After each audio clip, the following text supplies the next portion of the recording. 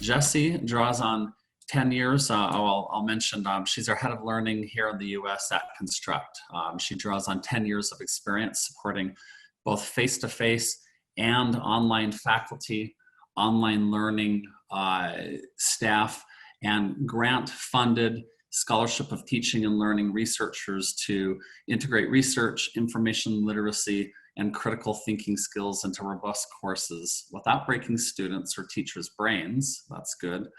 As a former university teaching librarian, she infuses her approach to instructional design, team leadership, and client support with pragmatism and empathy from doing it in the real world of higher ed. All right, so like I said, just turning our focus on to how do we support the faculty and staff. So as an academic librarian for 10 years, an instructional librarian, I did a lot of advising faculty on how to build their course design, piling. Usually people are asked to pile research skills and information literacy on top of their content, which is tricky when you only have a semester and so many hours in a day.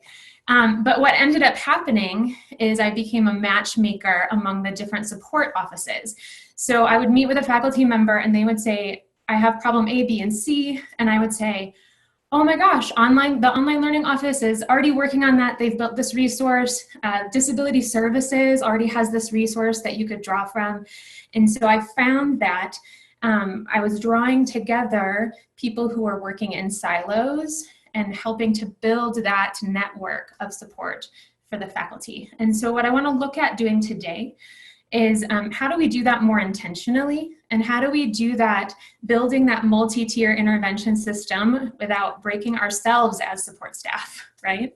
So I want to start actually with a story. This story has a rhythmic undertone that reflects the title. Now one foot, now the other.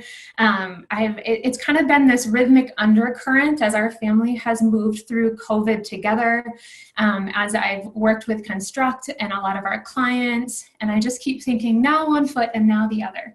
So, excuse me. This is a story about a grandfather and his grandson, Grandpa Bob and Bobby, who is named after his grandpa, and they're really close.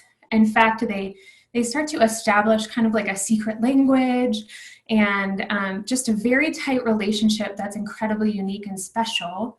In fact, Grandpa Bob is the one who teaches Bobby how to walk, which is where that refrain, now one foot, now the other, starts to come into play. And then Bobby, as he grows, keeps saying, tell me the story again, Grandpa Bob, about how you taught me to walk. And so Grandpa Bob tells him the story, now one foot and now the other. And then when you get about mid-story, Grandpa Bob has a stroke. And it's a pretty severe stroke, and he can't come home for quite a long time. And when he does come home, he's incredibly different. He can't really talk, he can't walk. And in fact, he starts to try to come out of his shell and talk to Bobby, but he doesn't have the motor skills, and so it sounds like a scary monster. And Bobby runs away and says, you know, Grandpa Bob is different, he's a scary monster now. And his mom says, no, he's still in there. And so Bobby starts to pay attention to look where Grandpa Bob is still in there and starts to draw him out, leveraging that special relationship that they had built over time. And toward the end, you find out that Bobby actually turns around and teaches Grandpa Bob how to walk. And that refrain comes back. Now one foot, now the other. Which is a story that Grandpa Bob, remembering their rhythm, turns around and asks Bobby to tell him. So it's super random because this was not a book that I found on some awards list and intentionally bought to support my children's development. It was a random beat up book that we found in a library yard sale. But my kids love this book and they ask me to read it quite a bit. And I think it's because they really reverberate with Bobby, who knows something big is going on. And he doesn't really understand it. And he feels very helpless. And then he discovers that he has agency and he can be helpful and effective. And I think mentally, emotionally, even literally, many people right now feel very helpless. They're in a helpless position, and they're having trouble engaging because they are forgetting where they have agency, or maybe they're just too tired to use that agency. And I really see as support staff, so offices of online learning, the technology offices, disability services, all of these peripheral pockets in universities as the people who are well situated to intervene with faculty and remind them of what they're already good at, of what they already know, and to draw them back out and to just help them put one foot in front of the other, just one step. So with that in mind, Maslow's hierarchy of needs, if you're familiar with it, becomes maybe a useful lens to think about faculty needs and to create sustainable for us, semi-individualized, a multi-tier support approach, making sure that we have resources in place for each level. Now, if you're not familiar with Maslow's, Maslow's works on the premise from bottom to top. So the premise of the theory is that a person can't reach the top, which is self-actualization, unless they have the grid below already covered and in place. So we would start with basic physiological needs. Then if that person has basic physiological needs covered, then they'll start looking for how to attain safety and security, and then on up, love and belonging, confidence and respect, and then that self-actualization, which is getting in there, being creative, problem solving, moving with confidence, building expertise, all of those things that take focus but make us feel very alive and very human and effective, right? So if we think about maybe how faculty might build from bottom to top and what they may be experiencing now, and also what all of us are probably working through right now, you might see yourself in this as well. What are the basic physiological needs that might be at risk in many pockets all over the world right now?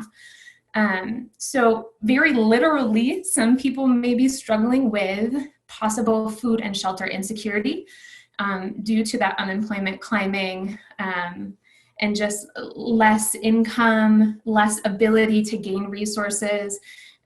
We see here the supply chain starting to even out, but that's not necessarily in all places. So one thing that the university can do in some pocket is to just make sure you have gathered and organized and you're able to provide where there's aid. So it doesn't mean that university is providing aid themselves, but just helping to be a connecting piece to any resources that may be helpful for that individual so that they can get their needs, their basic physiological needs met. When you're talking about the context of online learning, a way that you can think about basic, concrete physiological needs is simply access to the tech and the knowledge to get into the tech. So a faculty member who has never taught online may feel quite intimidated just by logging in. And many online learning centers already have clear instructions in place, but making sure that those are ready to go and ready to disseminate in the most common channel possible. All right, so tech access, a few things to pay attention to. Very simple login instructions. Step-by-step startup guides can be really helpful. You see an image here of one college that we work with who put together hey, you've never taught online before, start here. Take this course as if you were a student, and it's gonna tell you how to get up and running really quickly, already using best practices for online learning design. So getting that built out and ready to go could be a really good intervention. If you can, building in just-in-time and place use instruction. So the same college uses a pop-up system to make sure that once people get into a rhythm of logging into Canvas, if they need to pay attention to something, it just pops up right away as a reminder. In this case, when I caught this one, it was the Zoom update. That was pretty recent. So remember to update Zoom, otherwise it's not gonna work for you. And then the clear contact information for one-on-one assistance wherever it's needed.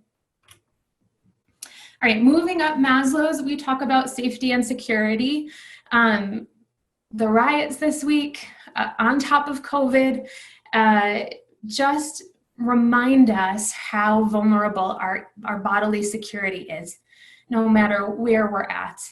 And our job security as well, again, with that unemployment climbing. So some solutions that universities can offer in order to stabilize a person in this safety and security is really supporting those flexible remote work policies, using a buddy system for teaching. So identifying people who are comfortable in the online space and intentionally matching up with people who are new and letting them walk through it together. And then tailored support. And I think of this as like semi-individualized, building out things that are like templates, which we'll talk about a little later, that you can repeat. So this is a sustainable, you're recreating the wheel for every single person every single time, but it's still quite tailored because you're anticipating what those needs might be and building in the interventions. So tailored support, what that might look like. It might look like surveying to identify what the average and the individual needs are on the front end, being proactive, trying to get ahead of those interventions and support, and then providing tools, not just for bodily security and job security, but from many of the support offices, providing tools for success security for people who are already uncomfortable and maybe aren't in an open brain space, right? They're in fight or flight. They're trying to get their lower Maslow's pieces in place. So things like course templates in the LMS. This college put together, it was structured like a whole course right inside Canvas, but what it actually was are templates, syllabus templates, homepage templates, course structure templates, common learning activity templates, so that people could just go there, grab it, and then fill in their own content. So something that can be personalized easily. And then things like forms and workbooks. If people need to make a lot of choices about their learning design, maybe just giving them a little bit of self-assessment support and helping guide those choices so that those faculty members can just put one foot in front of the other as they make a lot of complex choices, right? As Charles said, online learning can grow to be kind of a complex matrix of decisions and design, and this can just help lead them through those choices. So the next layer up is love and belonging. This, obviously, social isolation is not normal for us as human beings. So making sure that we get people integrated into social groups that can also boost their learning how to move in the online space.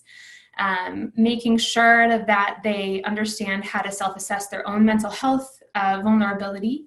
So things like making sure those mental health resources are ready to go and they're organized.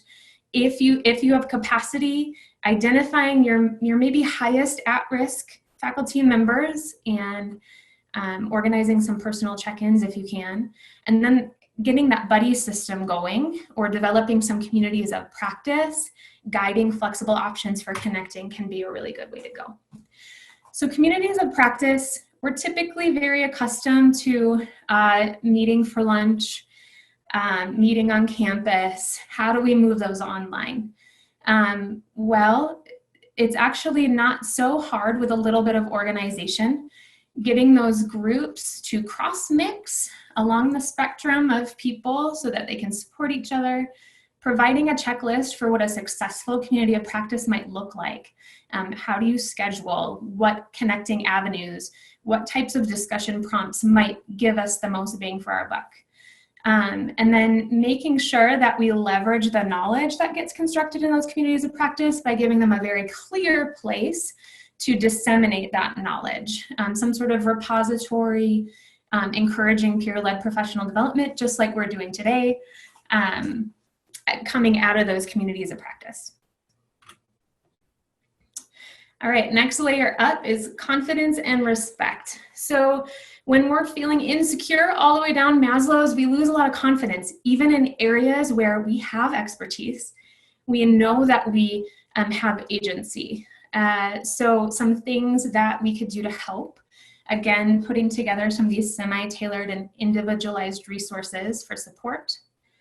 Making sure we change the story a little bit.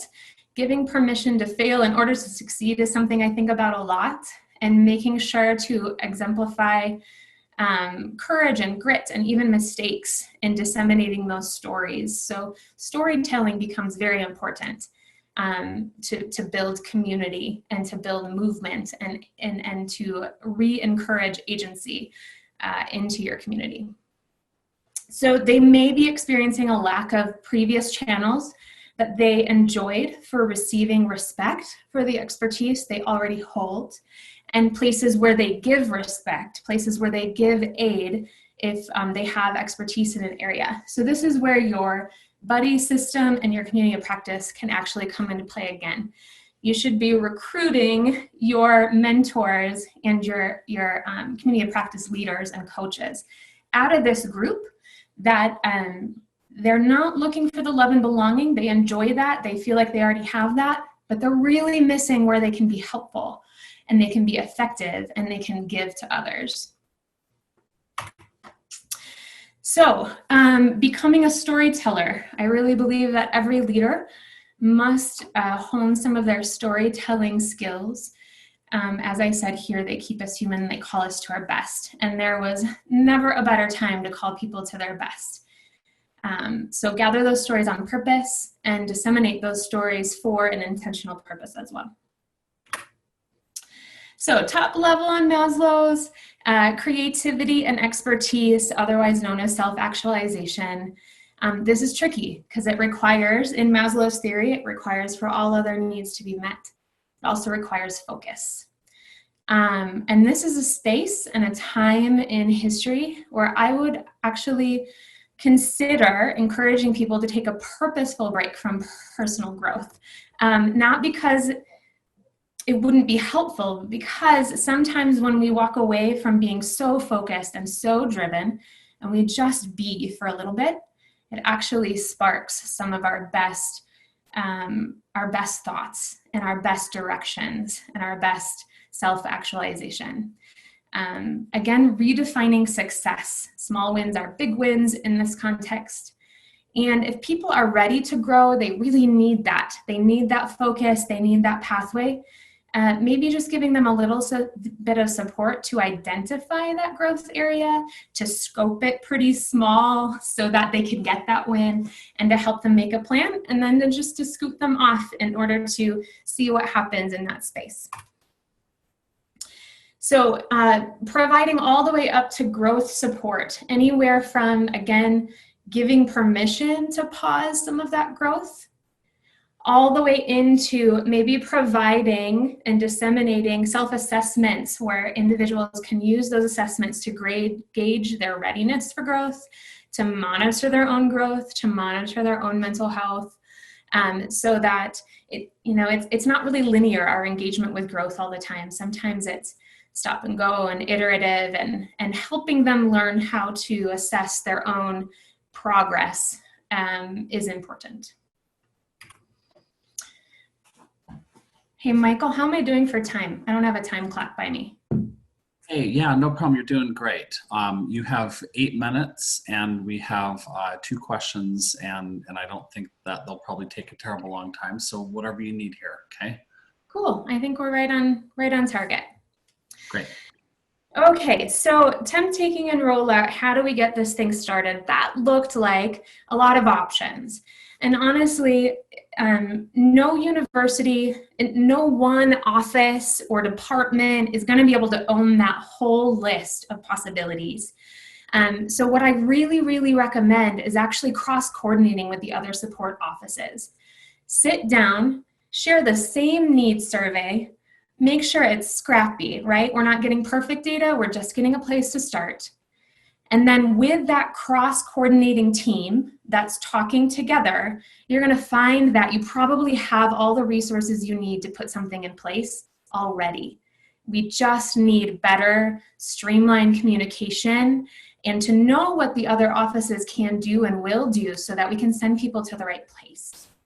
You may want to, out of that needs survey, obviously decide which interventions and resources each office will provide. And you may want to actually put together like an intake form that helps that individual assess where they are on Maslow's, what they actually need. And then each of those offices shares the data from that intake form and you build some sort of scoring algorithm, which is simply just a map of, hey, if a person scores 4 on that, my office is gonna jump in there and connect with that person. Or my office is going to immediately release some sort of email that has those, you know, a templated email that has those resources already built in. So you just know when and how you're gonna jump in if a person scores this or that on that intake form. And then make sure to close that loop by telling the story so you're connecting people with each other.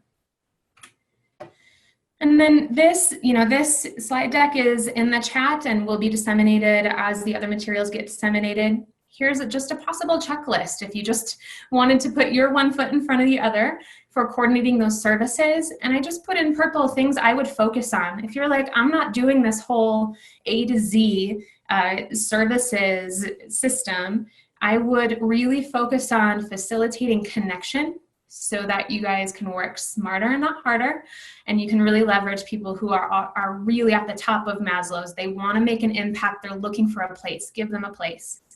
And then you focus on templates, the things that people can just grab and use right now and know that they're going to get a measure of security and success out of using that template because it's been pre-built thoughtfully and intentionally by people who design.